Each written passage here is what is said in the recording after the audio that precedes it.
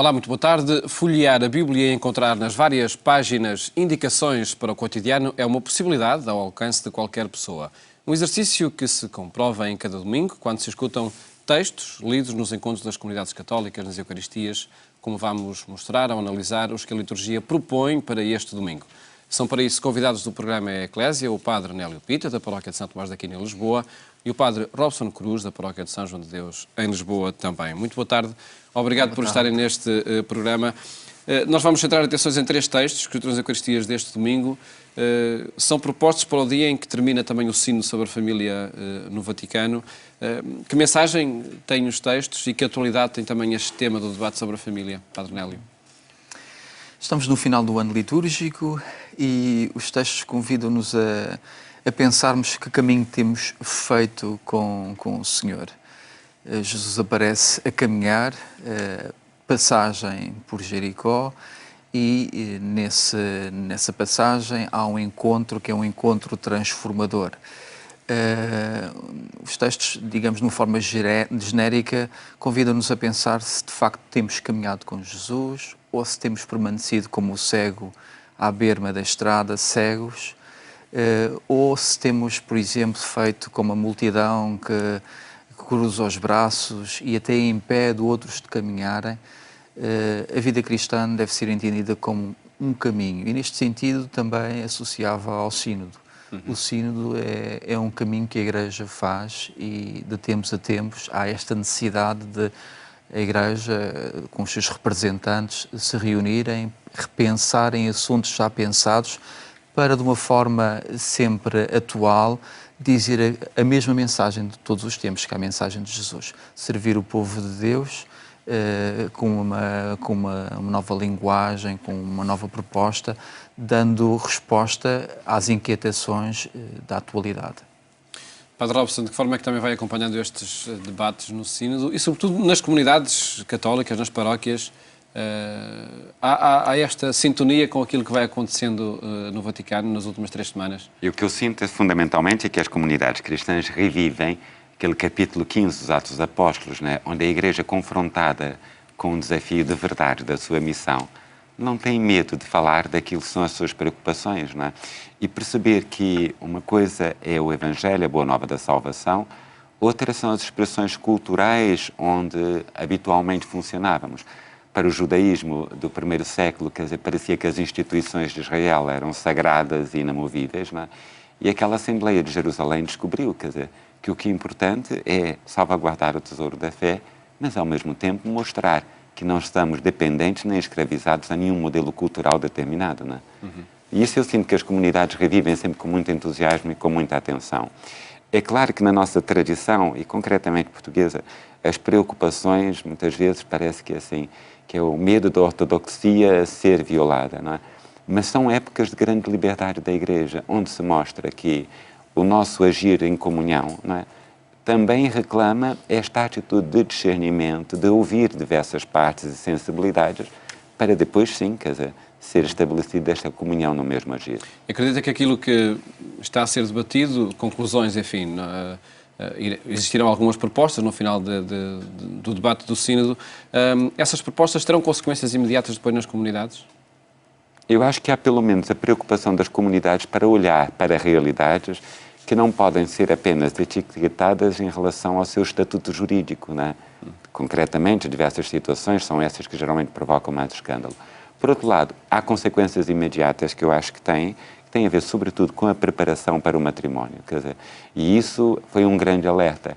Enquanto muitas vezes as comunidades podiam achar que a preocupação dos serviços paroquiais era apenas complicar a vida, vamos fazer um curso de preparação para o matrimónio, vamos falar melhor sobre isso antes de marcar qualquer data, começam a perceber que esses dinamismos, ou outros que venham a surgir, não é, são importantíssimos porque é uma realidade que configura a pessoa e estrutura a própria sociedade, não é? Vejamos o que, a partir dos três textos que se escutam nas Eucaristias deste domingo, que mensagens deles podemos também colher. Vamos analisar o texto do Evangelho. Antes dessa análise, vamos escutar o texto que é lido nas Eucaristias deste domingo. Naquele tempo, quando Jesus ia sair de Jericó com os discípulos e uma grande multidão, estava um cego chamado Bartimeu, filho de Timeu, a pedir esmola à beira do caminho.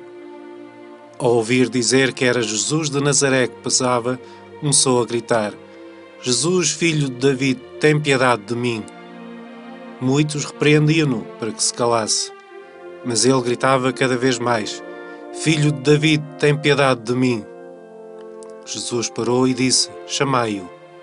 Chamaram então o cego e disseram-lhe: Coragem, levanta-te que ele está a chamar-te. O cego atirou fora a capa, deu um salto e foi ter com Jesus. Jesus perguntou-lhe: Que queres que eu te faça? O cego respondeu-lhe: Mestre, que eu veja. Jesus disse-lhe: Vai, a tua fé te salvou. Logo ele recuperou a vista e seguiu Jesus pelo caminho. Padre Robson, que força tem este acontecimento? Que novidade ele traduz também no relacionamento de Jesus com quem, sendo cego, estava à margem? E isto é muito curioso. Portanto, este capítulo 14 é o último milagre de cura que aparece no Evangelho de São Marcos, não é? Vem no seguimento de um drama que, a partir do capítulo 8 de Marcos, quando Jesus diz que o seu destino messiânico passa pela cruz, gera incompreensão nos discípulos. Eles tinham expectativas de um Messias político, nacionalista, um guerreiro libertador.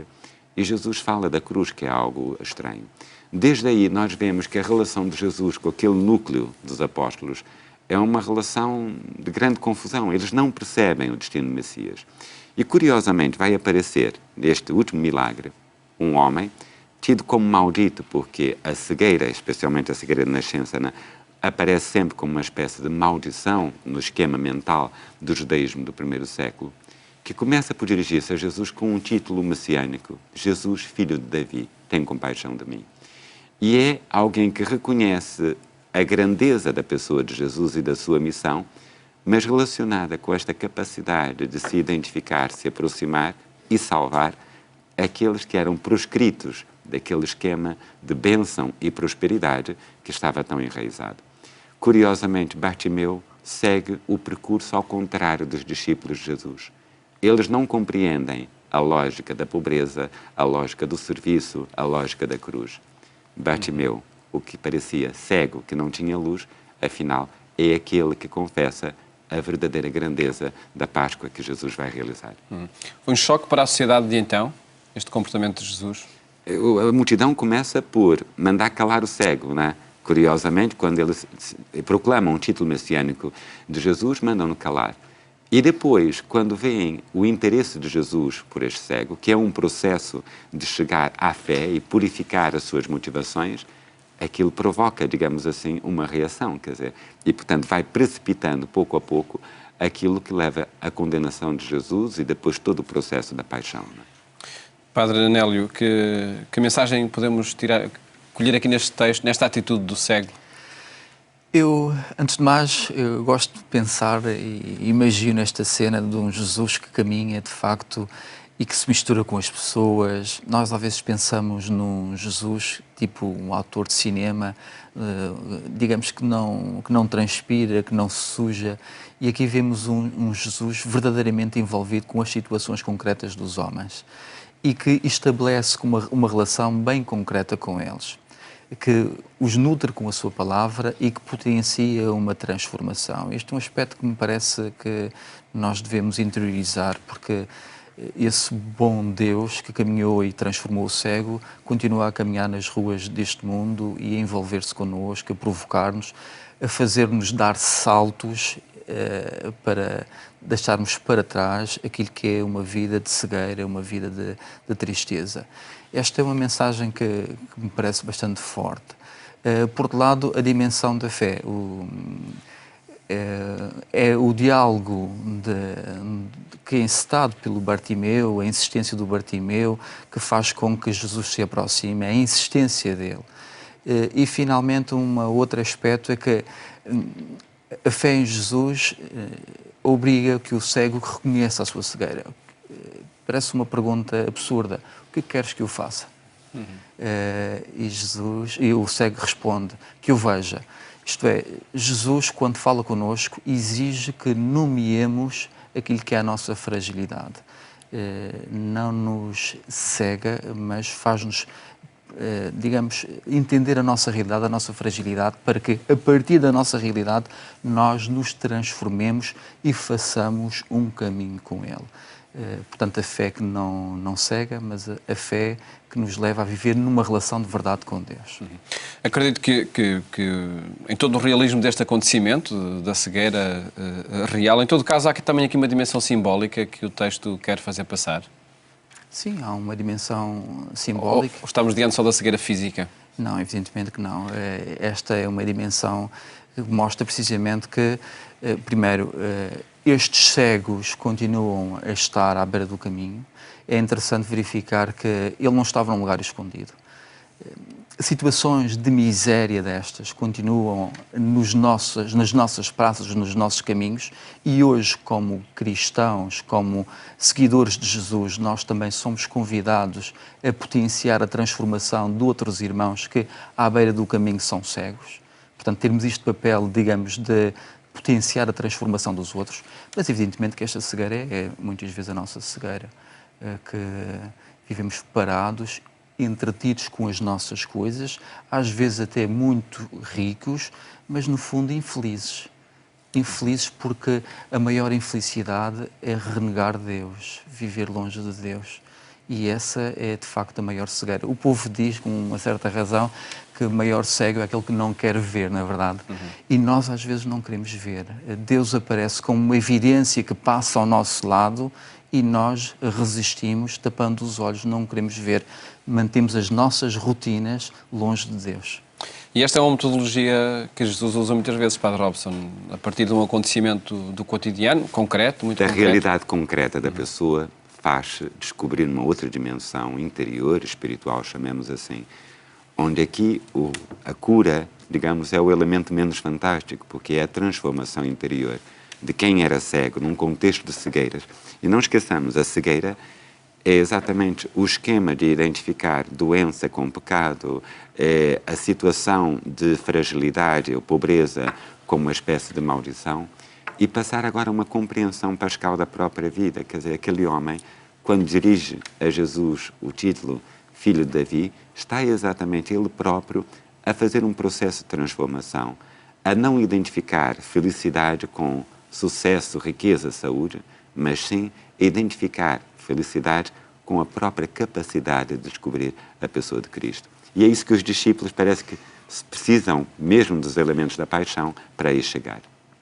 Passemos à análise do texto da primeira leitura, de Jeremias, no capítulo 31, em que contexto aparece o Senhor a salvar o seu povo, a dizer: eu sou um pai para Israel. Isto faz parte daqueles capítulos chamados o livro da Consolação de Jeremias, e concretamente este capítulo 31 é muito querido pelos cristãos, porque nele aflora a ideia de uma nova aliança, que Jesus retoma essa temática a propósito da Eucaristia, tomando o pão e o vinho como lugar onde está presente o seu corpo e o seu sangue. E aqui é uma coisa muito curiosa. Nós estamos habituados a ouvir Jeremias como profeta da denúncia, da iminência do castigo, da ruína de Jerusalém. E aqui há uma subversão completa deste mundo e, de facto, há uma consolação. E quem é que é consolado? É consolado as franjas da sociedade, aqueles que, do ponto de vista social, do ponto de vista religioso, eram tidos como a marginalização. O cego e o coxo ilustram essa maldição de são pessoas que estão doentes e por isso vêm de um esquema onde a bênção de Deus não derramou sobre eles. A mulher que vai ser mãe e a que já teve o seu filho, como sabem, o parto gera uma impureza. No livro de Levítico, a mulher depois tinha que submeter-se a ritos para purificação. São esses impuros, são esses que estão nas franjas, são esses que estão na periferia, dizia o Papa Francisco, né? Que são agora os protagonistas de um acontecimento de salvação. Né? Mais ainda, os verbos que se usam aqui são muito bonitos, né? Gritar, clamar, proclamar, cantar e dizer que a ação de Deus tem como grandes protagonistas da história os mais frágeis, os mais simples, os que estavam na margem e que agora são protagonistas da obra da salvação.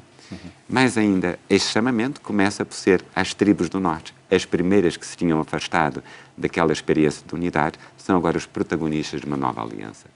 É uma relação de Deus com um povo que se repete também nos tempos atuais? Eu acho que esta mensagem tem uma atualidade incrível. É difícil não associar este texto à situação que estamos a viver na Europa, que é os milhares e milhares de refugiados que chegam aos nossos países, batem às nossas fronteiras, à procura de uma situação de vida digna. Fogem, nós sabemos, da fome, fogem do inferno da guerra, e nós sabemos muito bem que, direta e indiretamente, digamos, os nossos países também potenciaram esta situação de miséria, de guerra, de inferno que estas pessoas agora fogem. E, portanto, ao ler esta leitura de Jeremias, realmente vejo aqui bem claro, de novo, este fenómeno. Para as gerações mais novas, para mim, por exemplo, às vezes temos a tentação de pensar que isto é um fenómeno atual. Não é bem atual, isto é fenómeno cíclico. Ainda recentemente estava a falar com um senhor na casa de 85 anos. Ele vivia numa aldeia junto da fronteira com a Espanha e falava precisamente dos refugiados que fugiam, portanto, da guerra, da violência de Espanha. E isto é uma constante na história. É importante que a Igreja, quando dizemos a Igreja, dizemos todos os batizados, seja, como o Padre Robson já frisou, um novo Jeremias, capaz de transmitir uma palavra de esperança e de fazer acontecer realmente um mundo melhor para estes homens e estas mulheres, que são nossos irmãos. Podem, digamos, não partilhar o nosso credo, a nossa fé, mas são homens, e isso é o mais importante. E a Igreja deve ser precisamente o lugar onde esta realidade, isto é, um mundo melhor para eles, pode acontecer. E penso que este texto tem esta atualidade. E por certo que, infelizmente, é um problema crescente na Europa, estes fluxos de migrantes e refugiados. Passamos à análise da segunda leitura que se escuta nas Eucaristias deste domingo, Epístola aos Hebreus, no capítulo 5. Em contexto acontece essa confissão: tu és sacerdote para sempre. Está a citar o Salmo 109, não 110, conforme a tradição. Carta aos Hebreus parte de um contexto que é a liturgia como ela era pensada, digamos, sobretudo no Grande Pentateuco, os 5 primeiros livros da Bíblia. Mais do que da liturgia que um judeu do primeiro século tivesse conhecido, é esse modelo. Mais ainda, contrastando com a ideia do Antigo Testamento, onde se fala do mistério, do inefável, do indizível, Carta aos Hebreus vai mostrar que o verdadeiro sacerdócio de Jesus é celebrado na proximidade, quase na imanência, na capacidade de assumir as fraquezas humanas pela sua condição de encarnação, mas ao mesmo tempo mostrar que a obra pascal da sua entrega vai abolir todo o sacerdócio antigo e agora constituir todo um povo nesta proximidade de Deus. Tanto mais grave hoje, porque hoje em dia nós temos muitos movimentos que acham, porque a liturgia é em português, porque porventura a humanidade dos gestos são recuperados dos primeiros séculos, pode parecer tudo muito humano. Carta aos Hebreus está aí, diz, essa ideia da distância de Deus, essa ideia do sagrado como o indizível, não é uma ideia cristã, porque em Jesus Cristo o que nós temos é exatamente esta proximidade de Deus. E por isso vai nos dizer a sua compaixão, a sua proximidade, a sua compreensão em relação aos pecadores, a capacidade de se oferecer a si mesmo para a reconciliação de toda a humanidade, é a verdadeira liturgia de Deus celebrada na vida de Jesus. E qual o lugar do sacerdote? Que mediação exerce? Na medida em que nós participamos do sacerdócio de Cristo, também nós estamos identificados com o povo, estamos identificados com as situações concretas, e por isso o nosso sacerdócio, portanto, em comunhão com o sacerdócio de Cristo, deve ser misericordioso, como fala a leitura, deve ser compreensivo, deve ser atento, mas aqui o sacerdócio não é como no judaísmo, um privilégio destinado a uma família, ou a uma classe social, ou a um país, ou a uma língua. é um chamamento de Deus, portanto nós sentimos que a nossa vocação é um chamamento de Deus, é uma eleição divina para um serviço aos irmãos, que é no fundo também potenciar, podíamos dizer assim, o sacerdócio de todos os batizados, porque todos os batizados são sacerdotes. Uma mensagem que podemos relacionar também com... É neste domingo que é ordenado um bispo para a Diocese de Setúbal, não é? Também com este objetivo, com esta finalidade. Fazer-se próximo. Fazer-se próximo, não é? E pelo que tem dito, parece que é essa determinação também.